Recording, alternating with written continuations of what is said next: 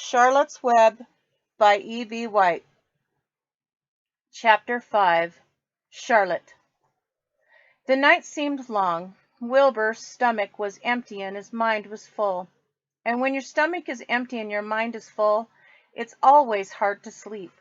A dozen times during the night, Wilbur woke and stared into the blackness, listening to the sounds and trying to figure out what time it was. A barn is never perfectly quiet. Even at midnight, there is usually something stirring.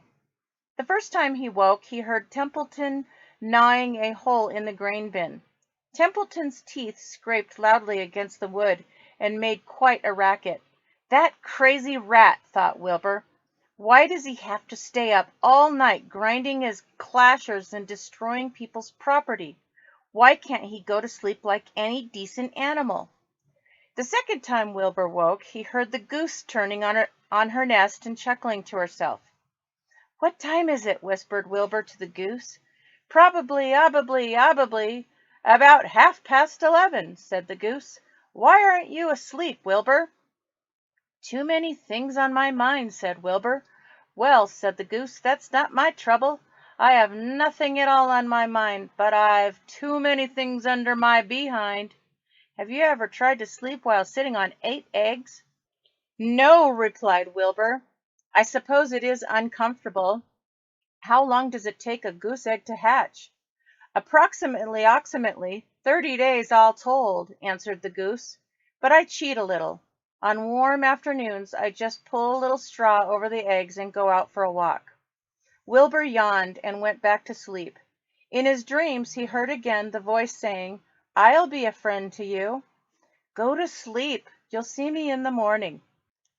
About half an hour before dawn, Wilbur woke and listened. The barn was still dark. The sheep lay motionless. Even the goose was quiet. Overhead on the main floor, nothing stirred. The cows were resting. The horses dozed.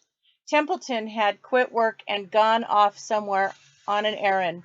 The only sound was a slight scraping noise from the rooftop, where the weather vanes swung back and forth.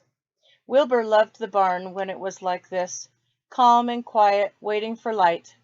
Day is almost here, he thought. Through a small window, a faint gleam appeared. One by one, the stars went out. Wilbur could see the goose a few feet away. She sat with head tucked under a wing. Then he could see the sheep and the lambs. The sky lightened.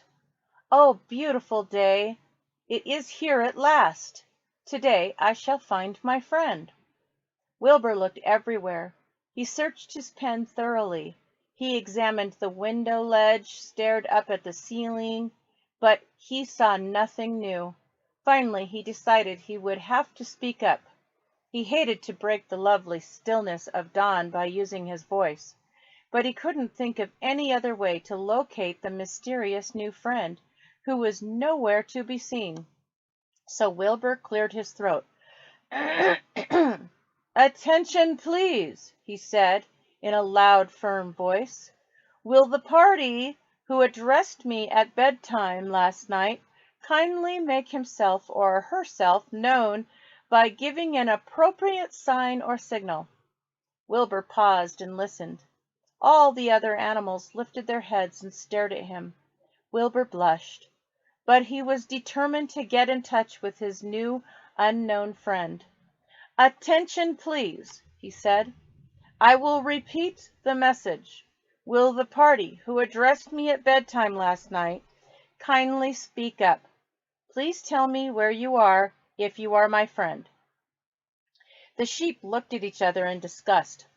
"Stop your nonsense, Wilbur," said the oldest sheep. "If you have a new friend here, you are probably disturbing his rest, and the quickest way to spoil a friendship is to wake somebody up in the morning before he is ready. How can you be sure your friend is an early riser?" "I beg everyone's pardon," whispered Wilbur. "I didn't mean to be objectionable." He lay down meekly in the manure facing the door. He did not know it, but his friend was very near. And the old sheep was right. The friend was still asleep. Soon Lurvy appeared with slops for breakfast. Wilbur rushed out, ate everything in a hurry, and licked the trough.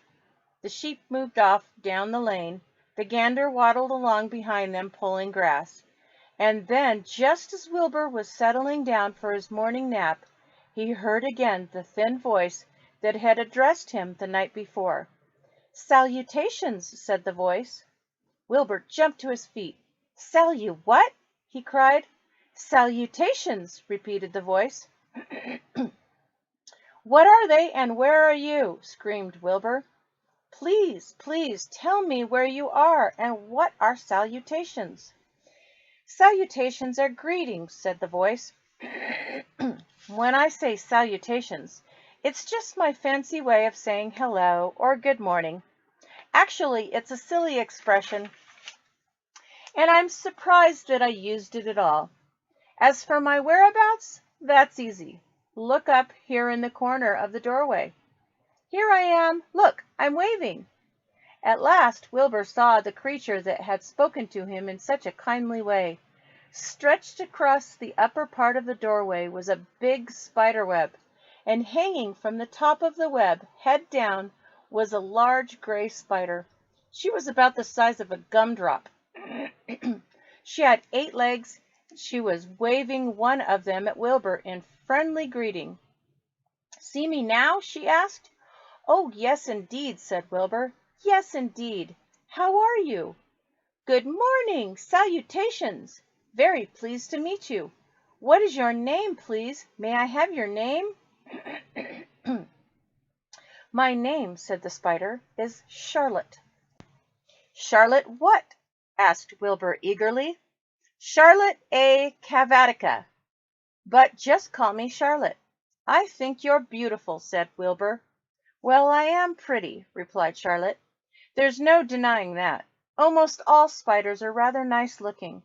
I'm not as flashy as some, but I'll do. I wish I could see you, Wilbur, as clearly as you can see me." "Why can't you?" asked the pig. "I'm right here." "Yes, but I'm nearsighted," replied Charlotte. "I've always been dreadfully nearsighted. It's good in some ways, not so good in others. Watch me wrap up this fly." A fly that had been crawling along Wilbur's trough had flown up and blundered into the lower part of Charlotte's web, and was tangled in the sticky threads. The fly was beating its wings ferociously, trying to break loose and free itself. "First," said Charlotte, "I dive at him." She plunged headfirst toward the fly. As she dropped, a tiny silk thread unwound from her rear end. "Next, I wrap him up." She grabbed the fly, threw a few jets of silk around it, and rolled it over and over, wrapping it so that it couldn't move. Wilbur watched in horror. He could hardly believe what he was seeing, and although he detested flies, he was sorry for this one. "There," said Charlotte. "Now I knock him out so he'll be more comfortable." She bit the fly. "He can't feel a thing now," she remarked. "He'll make a perfect breakfast for me." "You mean you eat flies?" gasped Wilbur. "Certainly, flies, bugs, grasshoppers, choice beetles, moths, butterflies, tasty cockroaches, gnats, midges, daddy longlegs, centipedes, mosquitoes, crickets, anything that is careless enough to get caught in my web. I have to live, don't I?" "Why, yes, of course," said Wilbur. "Do they taste good?" "Delicious! Of course, I don't really eat them. I drink them. Drink their blood." "I love blood," said Charlotte, and her pleasant thin voice grew even thinner and more pleasant. "Don't say that," groaned Wilbur. "Please don't say things like that." "Why not? It's true, and I have to say what is true. I am not entirely happy about my diet of flies and bugs, but it's the way I'm made. A spider has to pick a living somehow or other, and I happen to be a trapper. I just naturally build a web and trap flies and other insects. My mother was a trapper before me. Her mother was a trapper before her. All our family have been trappers. Way back for thousands and thousands of years, we spiders have been laying for flies and bugs." "It's a miserable existence," said Wilbur gloomily. He was sad because his new friend was so bloodthirsty. Yes, it is, agreed Charlotte, but I can't help it. I don't know how the first spider in the early days of the world happened to think up this fancy idea of spinning a web, but she did, and it was clever of her, too. And since then, all of us spiders have had to work the same trick.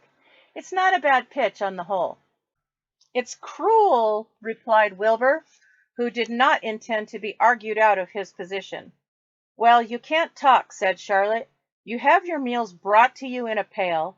Nobody feeds me. I have to get my own living. I live by my wits. I have to be sharp and clever, lest I go hungry. I have to think things out, catch what I can, take what comes. And it just so happens, my friend, that what comes is flies and insects and bugs.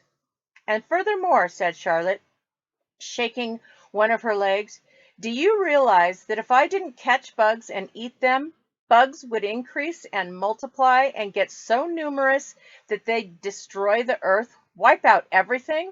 Really? Said Wilbur. I wouldn't want that to happen. Perhaps your web is a good thing after all. The goose had been listening to this conversation and chuckling to herself. There are a lot of things Wilbur doesn't know about life, she thought. He's really a very innocent little pig. He doesn't even know what's going to happen to him around Christmas time. He has no idea that Mr. Zuckerman and Lurvy are plotting to kill him. And the goose raised herself a bit and poked her eggs a little further under her so that they would receive the full heat from her warm body and soft feathers. Charlotte stood quietly over the fly, preparing to eat it. Wilbur lay down and closed his eyes. He was tired from his wakeful night and from the excitement of meeting someone for the first time. A breeze brought him the smell of clover, the sweet-smelling world beyond his fence. Well, he thought, I've got a new friend, all right. But what a gamble friendship is. Charlotte is fierce, brutal, scheming, bloodthirsty, everything I don't like. How can I learn to like her, even though she is pretty and, of course, clever? Wilbur was merely suffering the doubts and fears that often go with finding a new friend. In good time he was to discover that he was mistaken about Charlotte.